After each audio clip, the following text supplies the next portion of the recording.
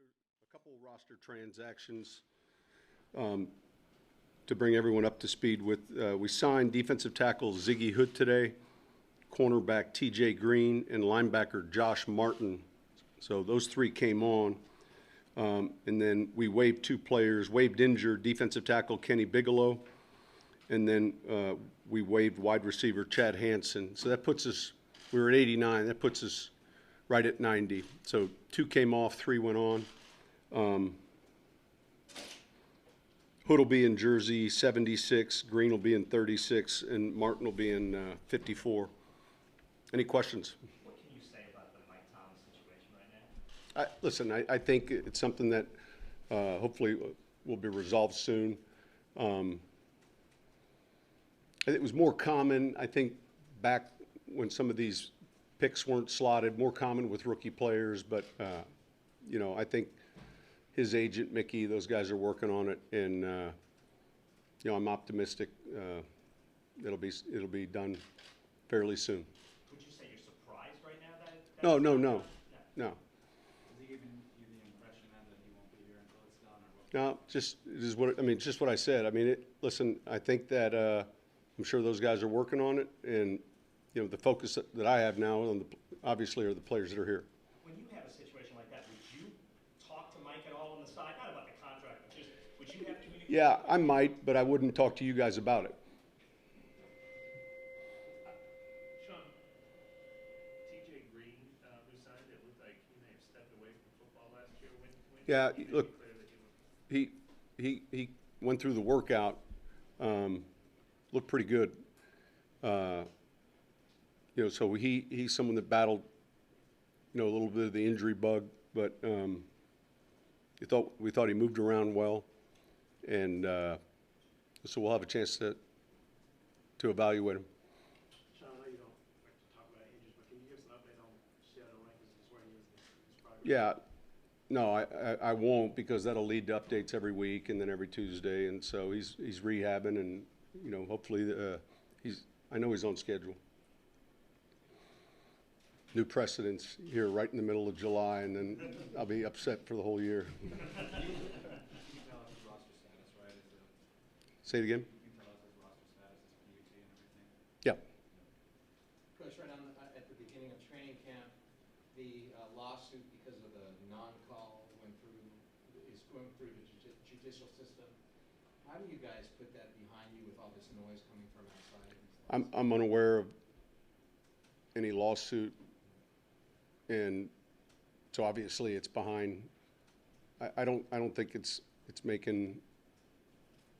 Obviously, it hadn't made significant news. So, look, we're focused right now on where we're going in this team, and you know, we've got a tough early part of the schedule, and you know, it kind of begins right now. So I haven't seen any news on that. Sean, looking at the importance of the center position, now Max Unger, what he meant to the team, is it truly wide open, or how do you pass the torch? Is it just competition, and you rotate the guys in there, whether it be Easton or McCoy? Or? Yeah, both those guys are going to get a lot of work there. Obviously, Nick's played that position. He's also played guard. You know, those guys will be plenty of reps for those players, for us to get a good evaluation on, you know, the veteran player and the young player. But I think, you know, look, it's always difficult replacing a talented player and someone like Max, who's also a real good leader. But I think that, you know, we've got two guys that have played that position, you know, pretty well.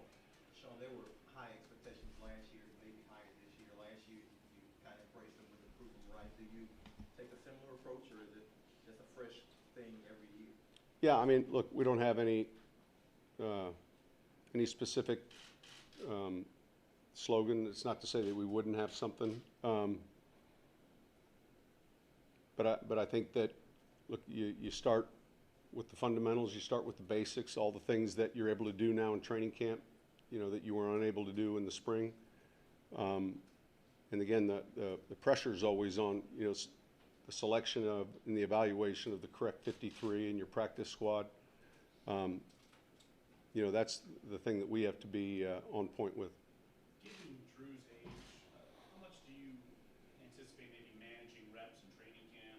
And probably you want to get an extended look at Teddy Bridgewater for the one. Yeah, we've been doing that for probably the last 3 years. So it'll continue, you know, with a practice plan, a throwing plan, but in a similar fashion, different position. There's a handful of players that will have a whole month laid out. You know, Teron, Cam, you know, depending on the player, Teddy Ginn. You know, it's just trying to be smart. And piggybacking off that with Teddy, I mean, it'll be a full camp. I mean, how much are you kind of embracing seeing him go through a full camp? Ted Ginn or Teddy Bridgewater? Teddy Bridgewater. Yeah, those guys. You know, he's gonna get a lot of work. Taysom will get a lot of work. You know, we'll have, you know, the snaps to work with, and but it's something that's begun a few years ago.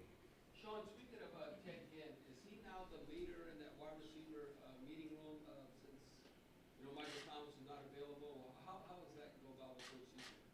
Well, I mean, look, we haven't met as receivers yet, but I think we've got a pretty good mix of guys.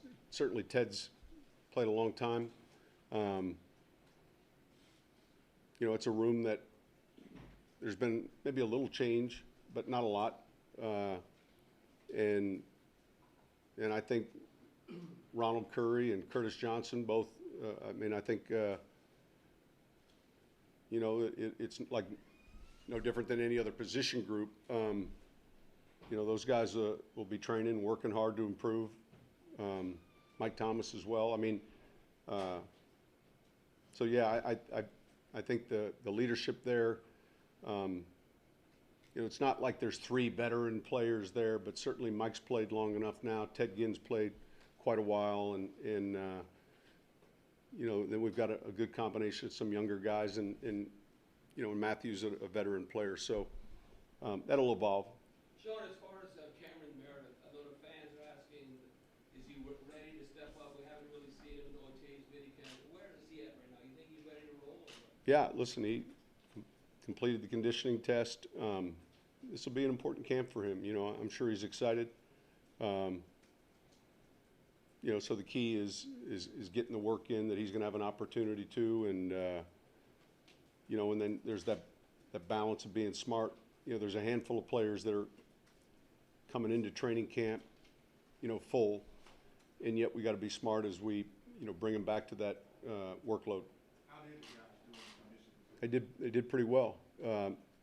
So there's a new surface in there, you know, new field turf surface, which can be a little sticky, so the sleds were a little bit slower.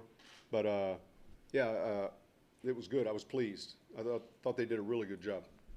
Coach Payton, Jericho talked about it in OTA's minicamp. The reason he came here was that you highlight tight ends in your offense. How excited are you to see what he can do during training camp and into the regular season, because he has so much upside? Yeah, listen, the exposure in the spring for us was good in that he was able to, you know, begin learning the offense. And look, for us, it's you know, finding things that we think he does well. And you know, he's someone that I think picked things up pretty quickly this spring, and you know, does provide a stature challenge. And he's someone that runs well after he catches the football. You know, a lot of times you might get the yards after a reception, but he's someone that you've got to tackle, because he does a good job, you know, after the reception. So we're excited he's with us. Because of how deep this roster already is and just the talent already in place, and there be so much competition in camp, how much better can this team, I guess, make each other because there's all that competition in talent? Well, I think, look, that's the question as you start camp, you know, relative to, you know, the roster, the right group of guys, and then this team will be different than last year's team or the year before. And I think that, you know, I think historically, and I don't think this will ever change, but that competition is what can bring out the best in an individual.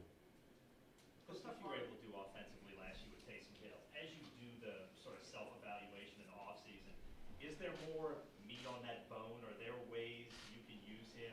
Like, is that something you expect to maybe be expanded? Yeah, well, I think to answer your question, I think you're constantly looking at, you know, ideas that would suit, you know, his skill set. You know, he's someone that obviously runs well. He's a tremendous blocker and loves playing football. And I think that he's a big part of what we do as a team. He's got versatility. I mean, for a guy to be able to play in all the kicking game snaps, I don't know how many snaps he averaged on offense, but I know there's been games in the 20s. And so, yeah, I think that, you know, throughout this preseason and as you get into the regular season, you know, a lot of it's opponent driven.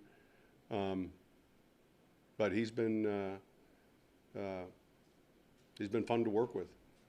Is that sort of creating new stuff? I mean, look, you've had Drew Brees here for a long time. It's been a spectacular offense, but that was so drastically different, some of the stuff that you're able to do with him. Was that good for you? Just Well, if you went back and studied the history of our offense, and each year's been different, you know, in the early years, you know, Terrence Copper was starting at Z and Colston was starting at X. We had a handful of tight ends. We featured probably Deuce and Reggie a little bit more, Pierre the next year.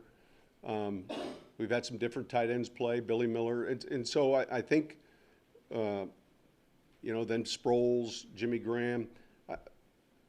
So I kind of look at it the same way. You have a certain skill set then, and you feel like it can help you. You know, what are the things that we feel like he can do well, and let's make sure we're asking those questions as opposed to, you know, the things he can't do well. And so, yeah, some of it maybe is unconventional or maybe not, and yet it's still trying to highlight the strength of the roster that you're working with.